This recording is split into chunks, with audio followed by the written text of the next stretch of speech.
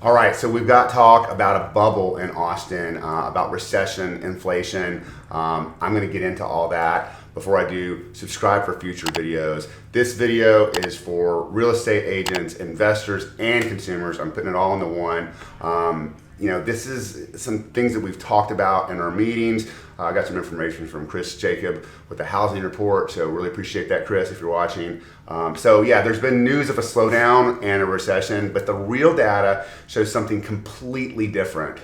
In the month of April, the Austin MSA median home value was up $550,000, up by 19% from $460,000 of April of 2021.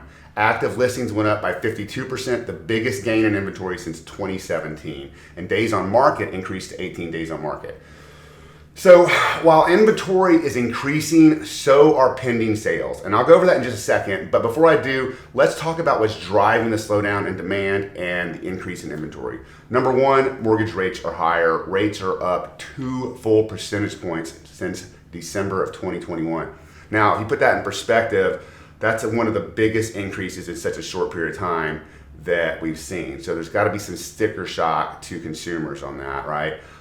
It makes homes less affordable. The second reason is the values have gone up, and consumers that were at the lower end of the market are now priced out of that market. The next reason is that property taxes have soared by 50% across Travis County and most other counties.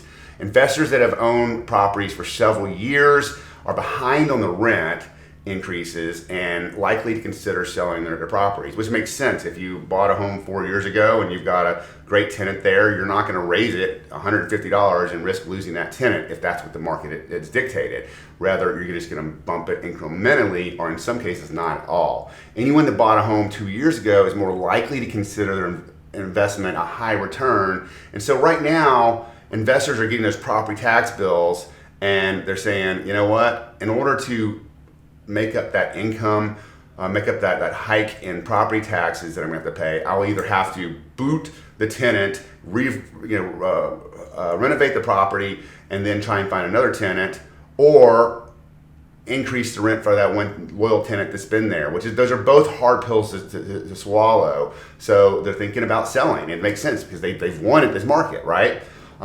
The Austin market, in my opinion, has stabilized. And I think we will continue to see that throughout the year. As of the 23rd, there were 3,800 new listings on the market. That's up 85% from 1 year ago at the same time. At the same time, the amount of pending sales was 6,717. This is showing proof of steady demand. So what does this mean for buyers? It means that buyers have more choices of homes than they have in probably the last 4 years. It also means that competition will be lower than it has been in a while, but it'll still be competitive, albeit less than we've seen. For sellers, it's still a great time to sell. You'll have to be very thoughtful about your pricing. The biggest risk in this market is pricing your home too high, because if you price too high and your home stays on the market, it's more likely that you're going to get less than if you price it very well to begin with. So you need to be thoughtful. The days of let's look at a comp and price it 50, 60,000 more, those are largely behind us. Yes, there are some areas, little pockets where demand is still so high and inventory is low, but it's really geographically dependent on where your home sits, okay?